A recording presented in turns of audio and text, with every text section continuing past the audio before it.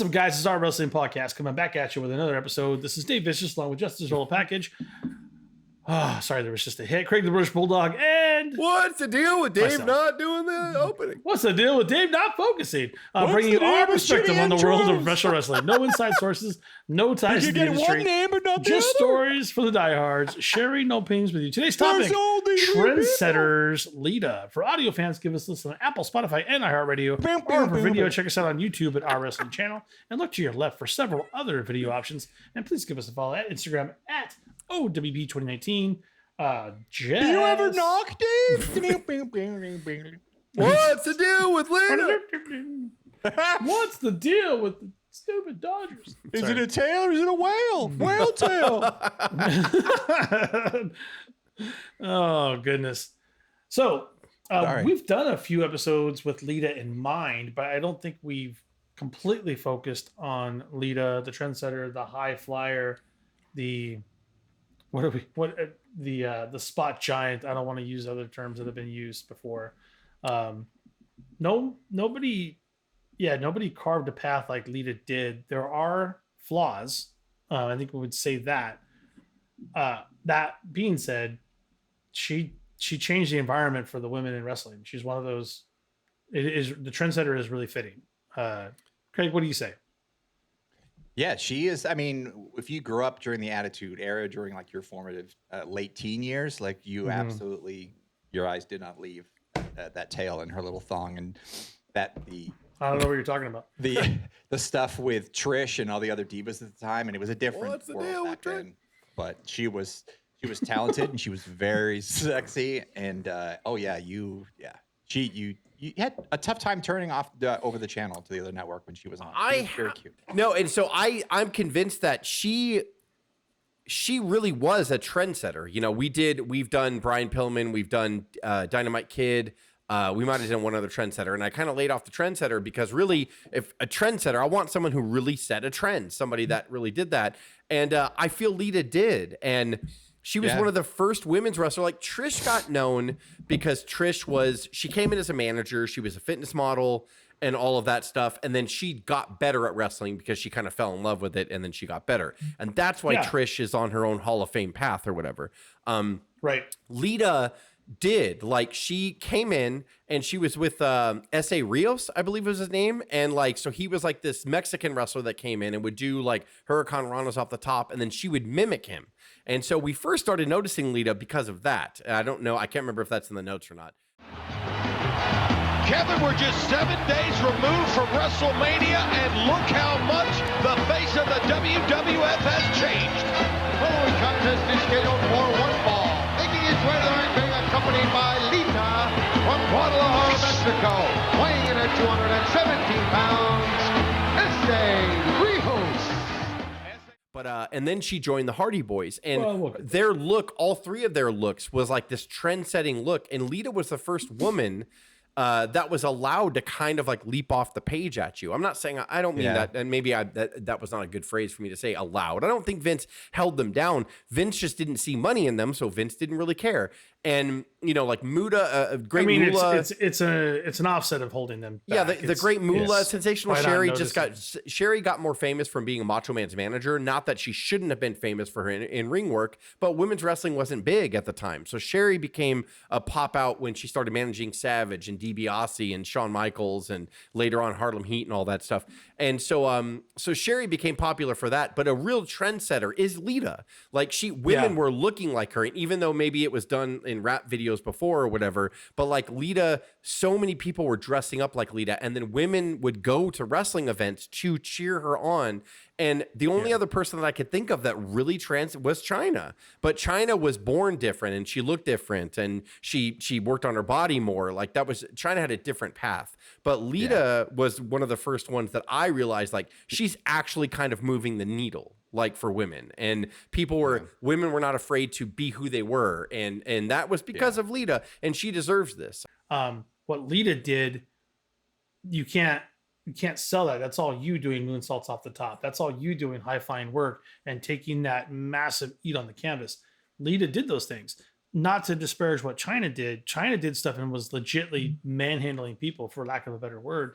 But like, at the end of the day, China couldn't do those things. China couldn't do high flying work. She couldn't do moonsaults, and Lita was doing that stuff as the first, right? The first that we would see on the main stage. There might have been some indies out there that were doing it. There might have been someone in Japan, but if they did do it, I didn't see it, right? Yeah. This was the main stage. WWE was the world stage for us, so, and that's where we first saw it, and it was with Lita. So, yeah. So talk about breaking that mold. February 13th and 2000 was her WWE debut on Sunday Night Heat.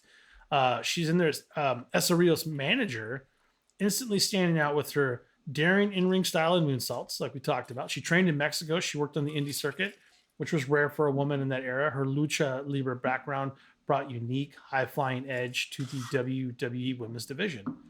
Her rebellion was kind of like aesthetic, right? Her look, Jess was talking about it, tattoos, colored hair, cargo pants. And we talked about the whale tail broke the mold of that diva mold, right? Where we're only talking about matches in, that really the talent was not as important as what you were wearing and what you looked like. And I don't remember her in ECW, but before she went to the E, she was Miss Congeniality, I guess, in ECW. And I do not remember that at all. She connected with fans who felt like outsiders, offering an alternative to that highly sexualized cookie cutter image that, quite frankly, was the image of women in WWE at the time. I felt Paige also did something very similar.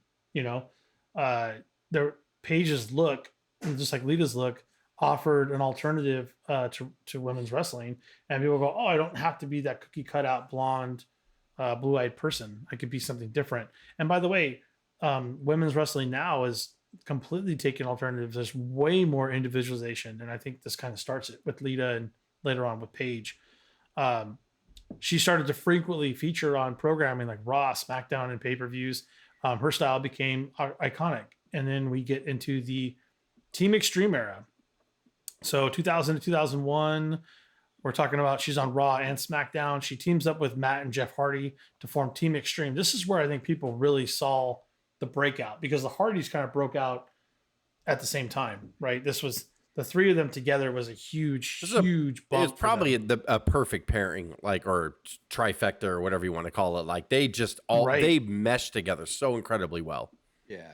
And somebody was there like, well, she does moonsaults. Put her with the Hardys. Well, yeah. And in all fairness, Hayes was a big proponent of it. He loved the Hardys. And he was their manager in the beginning. Like, he was the guy that tried to push them. He wore a whale tail. And no, I'm just kidding. Michael Hayes' ass and his little thong. No, but Michael Hayes pushed them to the forefront. So yeah, he just wasn't a good fit on screen with them, but he enjoyed, like, he wanted them to be a big deal. He was their manager for a bit, and he wore those fucking pants just like they did. And like, he would come down and like, my God, you're right. Like a fishnet shirt and shit. Yes. Yeah, he would he would wear all that too. And so, but I mean, that was the Michael Hayes in him, but it was really, to be fair to him, he's all to be fair to him, to be fair to him, he legitimately liked them and wanted them to be something. And so, but then when a better fit came along, Lita, he's like and he just went out of the way, and like, yeah, Lita took over. So what does she have that I don't have? I can't. Well, you lots turns around. It's like, look at this. Lots of things. PSA. Look at this whale tail. But I think the thing about PSAs too is PSAs was not a big guy. He wasn't a 300-pound monster. He even sung their theme song for a while. It was called Whale Tail. I don't know if you guys remember that theme song. Yeah, no, it's not true. Oh, excuse me. Oh, they got a whale tail. Jeff and Matt and me got a whale tail. None of that's true. But PSAs was not a big dude either, and I think he had some empathy for those guys. So, give him a chance. But their music video is just like Bad Street. It's like just a smoky street. Whale tail. Jimmy Garvin was in it in the Carolina, background. PA. I don't know why he keeps doing this. He's like, whale tails. Jimmy Garvin was in it in the background. Hey, you wanna lay it down? You guys wanna lay it down? Jimmy Jam Garvin's all just in the back. God damn it. That sounds good. That sounds good. You guys want to let's lay it down. I think Gordy died by then. I would say Gordy was in there too, but. So we had some high impact spots, obviously tables and ladder bumps, unheard of, especially for female talent at that time. She helped elevate the Hardy Boys while cementing her role as more than just a valet. And then she pushed those boundaries in the ring. So August 21st, 2000, WWE Raw is War. Lita versus Stephanie McMahon for the Women's Championship. Can I just start by saying Stephanie's a little underrated in the ring? So they I had to correct Chat GPT on this one because it kept coming up that the very first, Dave, you'll get to in the notes, the very first ever women to ever headline a Raw was Trish and Lita, and it was not. It was Lita and Stephanie, and I remember this because Stephanie had won. Stephanie was with Triple H, and they were the regime that were trying to take over the company or whatever. So it was when Triple H was getting over as a heel. Stephanie already did the the Vegas wedding thing or whatever, but she revealed herself as a heel, and she was a heel on character. She won the women's title. Lita gets a shot at it. I remember this match, and not only did it main event Raw, but dude, when Lita won, that pop was so big, and like it was so great to show how over like the women were here. Unfortunately, women's wrestling would regress a little bit because we went into the Diva era, which totally sucked. However, at the same time, at least it gave Vince confidence in being like, holy shit, like they can draw, or they could get a big response from the crowd. And they, like I said, they main evented Raw. So it wasn't Trish and Lita that was the first ever. They put an asterisk next to it saying that Trish and Lita were the first active women's wrestlers to main event Raw because they don't count Stephanie as that. But no, the first ever women to ever main event Raw was Stephanie and Lita. Look at the Rock! He just told Lita to go upstairs! No, wait! We're getting this down! Angle is down! Stephanie is down! Lita is up! Brock did the damage on the moonsault! The moonsault! You can't be serious! No! Lita's done it! Lita has done it! Here's your winner. It's a painted victory! World Wrestling Federation Women's Champion, Lita! It's a painted victory, JR! Lita has become the WWF Women's Champion! Again, I'm telling you. Thank you. I don't know why I had to make that point. Whale tail. I've made my whale tail point. I'm out. Breaking records. They said massive crowd reaction. Don't forget the special guest referee was The Rock, but I don't think that's why the crowd was going nuts. And then we roll into 2004. We're jumping around a little bit on WWE Monday Night Raw. This is the Lita versus Trish match that you were talking for the Women's Championship. That's stupid. That is First the women's main first- event based purely on wrestling. on wrestling. Yeah, you should say it's the first main event for a women's championship. How about AI, that? you're On stupid. Raw. No, because ChatGPT is Lita stupid. beat Stephanie for the championship. That match was for the title. Yeah. Yeah, I thought this one was for the championship. Yeah. No, it was. Both so. were. There you But go. when she beat Stephanie for the Stephanie. women's. Oh, Stephanie had the championship. Yeah, oh, Stephanie okay, had so the it's not even that. Well, there you go. See that Like our all McMahon Wikipedia mentions are like our taken out of Wikipedia is ChatGPT right down records. here. He's right here. Yeah. If he's above me, I'm sorry. He's either here or he's here, but he's on the screen. Yeah, the Trish and Lita match was a whale tail on a pole Yeah, match. I would Everybody knows that. trust Jess over 1,000 times over anything from the I internet wouldn't or say that because the one Hunter. time that you say that out loud, I'll be wrong, and then you'll be like, Yeah. "My whole life is shattered." Jess is a piece of shit. You're like, Jesus, Jess, Yeah. what are you doing? Lita was from France. I was like, what? No, I don't think What? she was. I don't think that's true. Jess just said Lita was from France. What is that? What is that on Family Guy? Kevin Bacon was not in Footloose. Yeah, he was. No, he wasn't. Look it up. Look it up. That's just I'm unhinged. Lita was Japanese if she's anything. Okay. It's ridiculous. But Lita did win that title in a brutal high stakes match. Proved women can headline without needing outside drama. Trish, I'm the champion! Get up, Trish! What is... Lita, what's she doing here? Trish, get up, Trish! Lita's got no business up here. It's all or nothing! All or nothing of the moonsault! The moonsault! Stephanie! My God, Lita did it! Lita did it, King! Here is your winner and the new WWE Women's Champion, Lita! I can't believe the effort, the heart, both women displayed, but Lita tonight, the better woman. She wins the WWE Women's Tag Team She was Championship named on- Lita because her name was Lisa Tannenbaum. So if you add the first two initials from both her names, Lita. God, this is crazy. All the way to 2023 that we're bouncing because, yeah, she Not did true. come back for that. She won the Women's Championship. She teamed up with Becky Lynch. I don't know who that is. Sorry, that's not true. She defeated Dakota Kai and Io Sky of Damage Control to win the titles. This was Lita's first reign as the women's tag team championship because it didn't exist. It's not her fault she didn't win it. She can't win it if it wasn't there. So make that clear. And it marked around that time we saw her at WrestleCon. She always did signings with Trish all through the years, and they still looked. I hadn't seen her in years, and they still looked absolutely fantastic. 20 years later, or 23 years later. I forgot. Was that New Orleans? Yes, it was New Orleans. They look great. I hate to talk about it, but there is some storylines that kind of developed into some controversy. There was, I hate to say it, but for those of you who don't know, she had a relationship with Matt Hardy in the real life world, and they're still married, right? No, what happened? Honestly, I don't know if they ever did get married. I'll tell you. So, Matt Hardy gets hurt, right? It's not in the notes here, but he got hurt. Yeah. What else happened? Yeah. And she started to do a storyline with Edge, and just her friend Edge. The friend they were friends. They were good friends. They were all friends, and that friendship turned into something a little bit more, like travel partner. Sweet. They were travel partners. That's actually where it started. Like they started driving together. Yeah, when they got injured or whatever, Lita's like, "Hey, do you mind if I go travel with Adam? Because he's away from his wife, I'm away from you." Because once Hardy got taken off the road, Lita was still traveling. So he's like, "Yeah, no problem." Because he's good friends with Edge and Christian. They were all really tight. And I guess Lita and Edge, they forward had in one hand. He's like, "Sure thing, babe. Sure thing." Yeah, he's just in the mirror. He's like sweating, like rehabbing his neck or whatever. He's just like he can't move it, but he still can go like. No, I trust you, of course. Didn't Jeff do that? What did Matt do? Like, Matt never did that, did he? Did only Jeff? I think they both did. I think they both did. To be fair. But or is he going like, no, I think it's totally, no, it's cool. Yeah, I totally.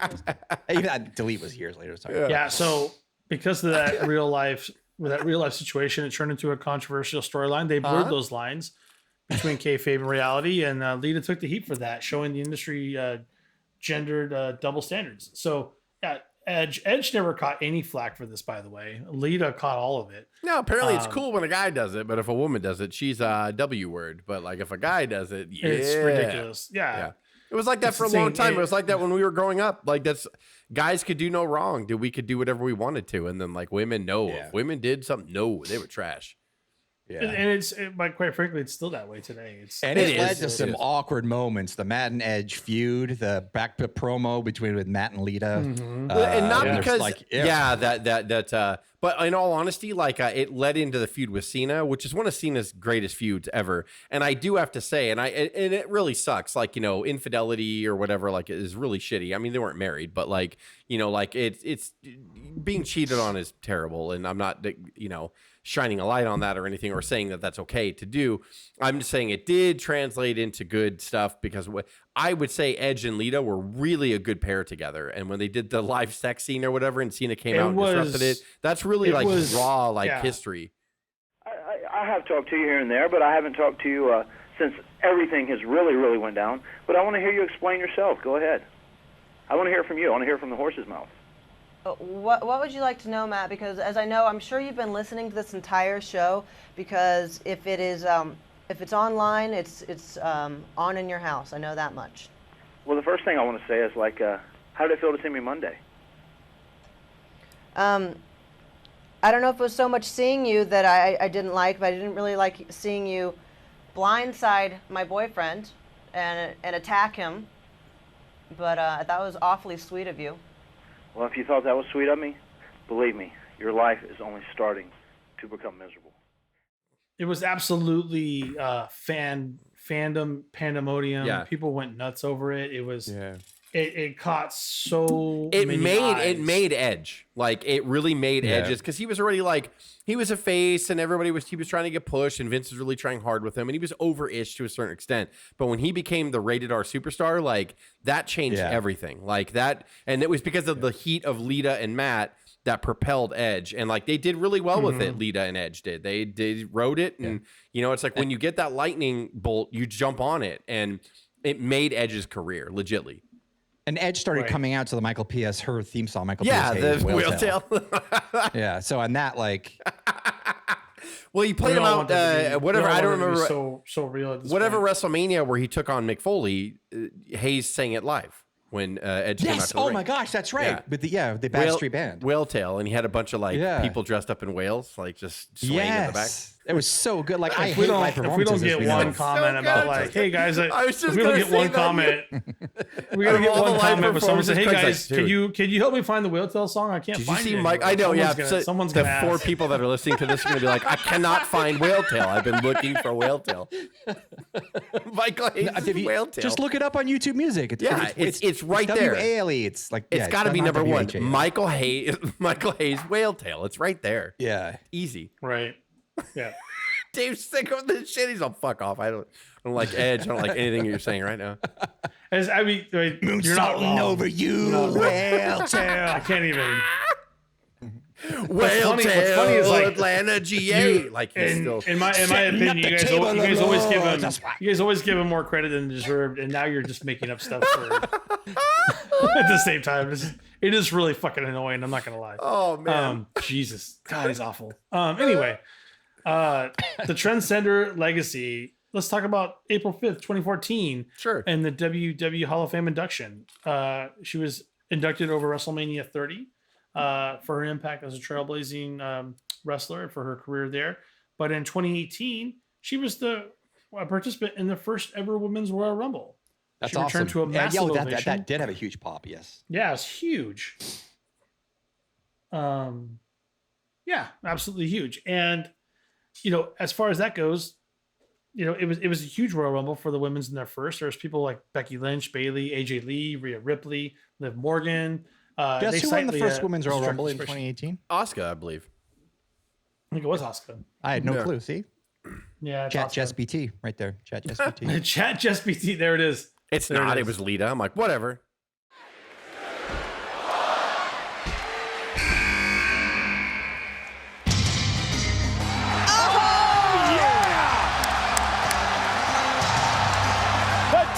WWE Hall of Famer, a 4-time women's champion. And who will ever forget the year 2004 on Monday Night Raw when Lita battled Trish Stratus for the championship in the main event of WWE's flagship show. We're doing an episode about her and I forgot. Or Lita, she literally lasted 5 seconds. She just kind of walked through the ring and then got thrown out like the Michael Hayes, Rumble game. Michael Hayes played her down as well. I wasn't ready. She continued to appear at WrestleMania, Raw Legends nights, and in matches that bring nostalgia and respect back. Her signature moves are the moonsault, the twist of fate. Her Hurricane Ranas were awesome. She just brought a level of athleticism and redefined what women could do in the WWE. Yeah. She also has her own punk band too. Like she's always just done whatever kind of she wanted and blazed her own trail. Like you got I respect and love It's so weird. When I wrote this topic or whatever, I was like, what took me so long? Because like for a long time, I didn't want to do Trendsetter because I really want to just offer up trendsetters, people who kind of change. And then when I thought about Lita one day, I was like, why the fuck? It's right there in front of my face. She's the ultimate trendsetter. There. Like she's the ultimate trendsetter. She deserves it. Her and Trish and even Stephanie to a certain extent and Jazz and oh my god, Jazz, wow, yeah, I'm forgetting she came out with Stevie Richards for a while. I can't believe I'm forgetting her name, but there was a couple other people that like in that little niche in like 2001 to 2003 and 4, like, and even Mickie James kind of came in there after a while. They are forgotten. Kelly? She was part of the whole, like you said, Victoria. Fuck Victoria. Fuck damn it. Like I can see her. Victoria. That whole that little group of 5 or 6 women that I just mentioned, they did so much for women's wrestling, and then it did get buried by the Vince Diva era that came after that with Michelle McCool and all them. Like they just wasn't like, and even the Bella Twins, and it just wasn't like nobody really concentrated on like great wrestling at that point. And you had AJ Lee and Paige. That AJ kind of got buried. You had little bright spots with them or whatever, but like really like. I don't think the era of Trish and Lita and all of them get it's just desserts or whatever you want to call it because of the fact that I think it was buried by that diva where they were still doing like, bra and panties matches and bullshit and, all that stuff. And I think that Lita is part of this generation that should be celebrated now, especially because women's wrestling is such a big part of the pie now. It's not just a small little piece. It's a big deal. And I think Lita deserves it. And I was really happy that I was able to Trendsetter. I was like, well, right in front of my face. Like, Lita's been here the whole time. Trendsetter, she absolutely 100% deserves that moniker. Love you, Lita. Yep. For audio fans, give us a listen on Apple, Spotify, and iHeartRadio, or for video, check us out on YouTube at our wrestling channel. And look to your left for several other options that you can look into. Please give us a follow on Instagram at O.W.P 2019 for Dave, Jess, and myself. Or sorry, Dave, Jess, and Craig. This is the O.W.P signing off. Twice. Fucked up twice. Bye. Yeah, twice. Terrible. Do it over.